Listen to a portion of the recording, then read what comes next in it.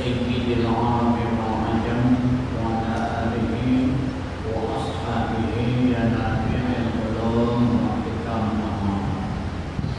hadirin saudara yang dirahmati Allah. Bersyukur kita kepada Allah atas segala rahmat dan nikmatnya. Bersalawat kita kepada Rasulullah yang mengatakan Allahumma shalli ala sayyidina Muhammad. Usahanya kita akan hukum dari Allah. Baiklah,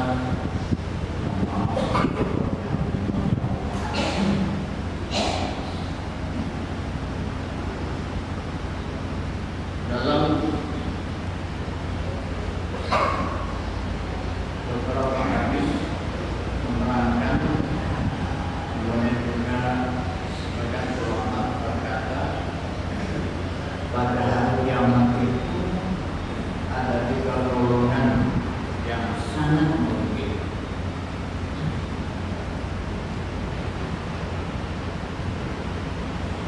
Ya tentunya semuanya adalah bagi hamba-hamba Allah yang beriman kepada Allah. Mereka mempercayai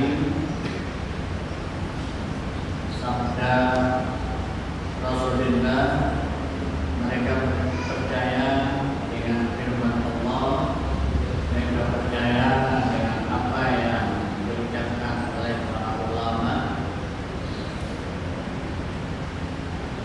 sehingga dari sumber-sumber ini kita dapat pelajaran yang sangat berharga dan kita dapatkan motivasi.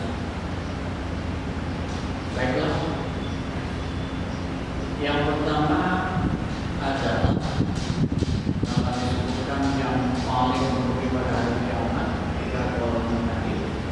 Yang pertama adalah seorang tuan yang memiliki budak dan dia mengajari budaknya dengan ajaran syariat Islam sehingga dia menjadi seorang budak yang berakhlak mulia. Tetapi dia sendiri ataupun tuannya malah durhaka pada hari kiamat. Si budak disuruh masuk ke surga, sementara tuannya digiring ke neraka.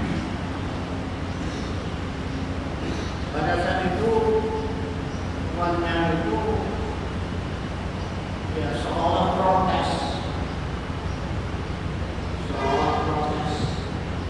aduh katanya, alangkah ruginya dan bodohnya aku.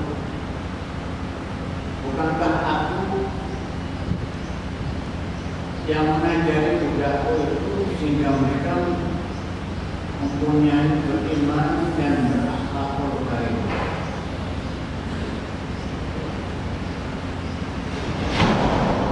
Kemudian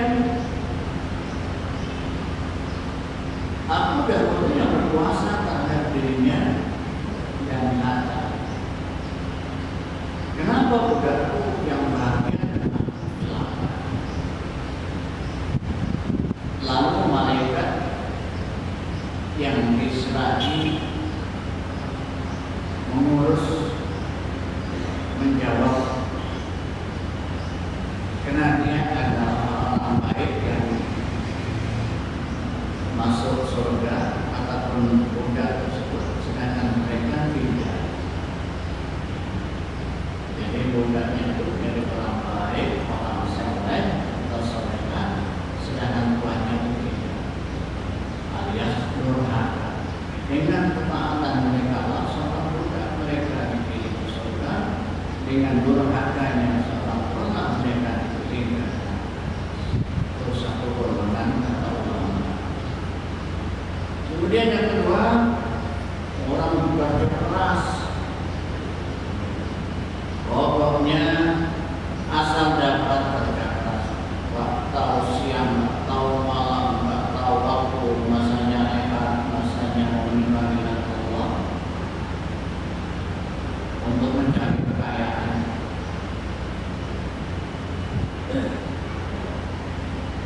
Kemudian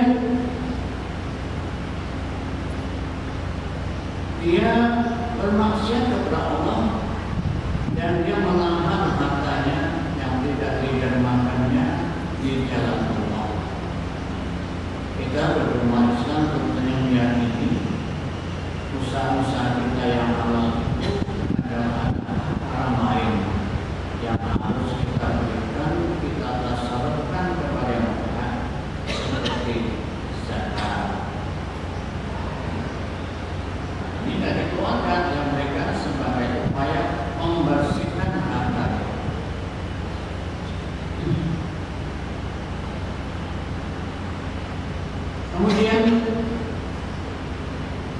perjuangan yang lain kita itu selain sedekah wajib yang berupa zakat,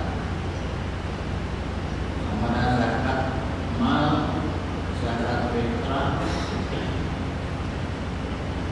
kemudian juga amal-amal ibadah yang lain yang memerlukan uang, infak, sedekah, mungkin wakaf, dan sebagainya. Ini tidak sama sekali. Setelah itu dia meninggal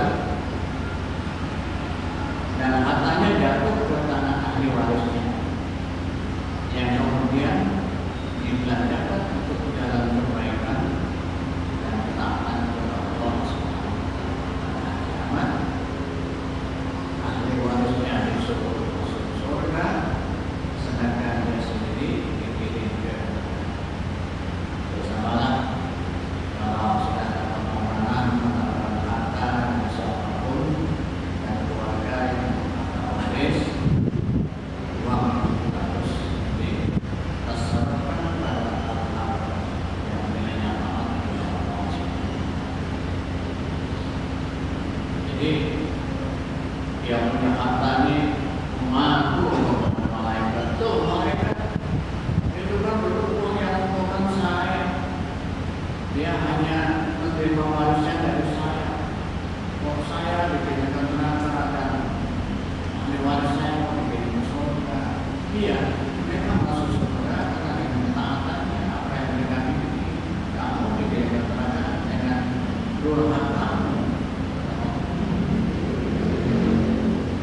Kemudian yang ketiga, orang yang mengajarkan dan memberikan nasihat kepada satu kaum, katakanlah mungkin kiai, mungkin ustaz, mungkin mubalik, mungkin mubaligh,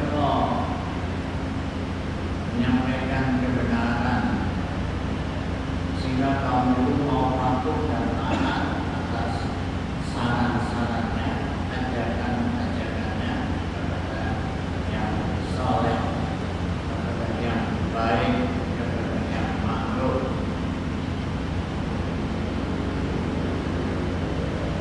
Nah, sedangkan mereka sendiri itu tidak,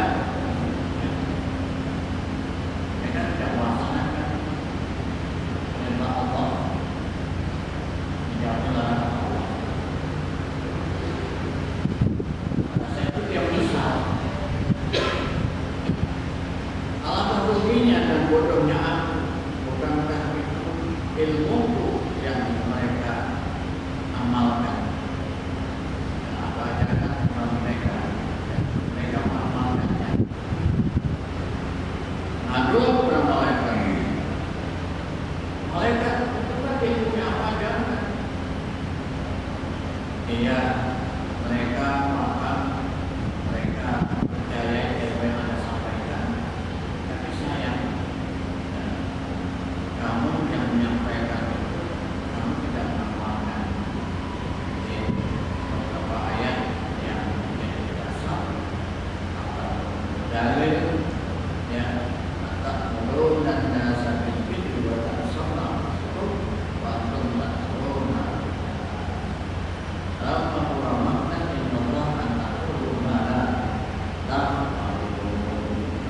Jadi ini disebut seorang ustaz, kiai, seorang ulama, maka dari itu ya, tentang paham makhluk ini tidak hanya sebatas kepada kiai, kepada ulama, ustaz, ustazah, tapi semua kita harus menyatakan yang benar, yang salah, salah. Semoga juga hari ini apa yang para ulama bisa menjadi guru kita ketika kita punya ilmu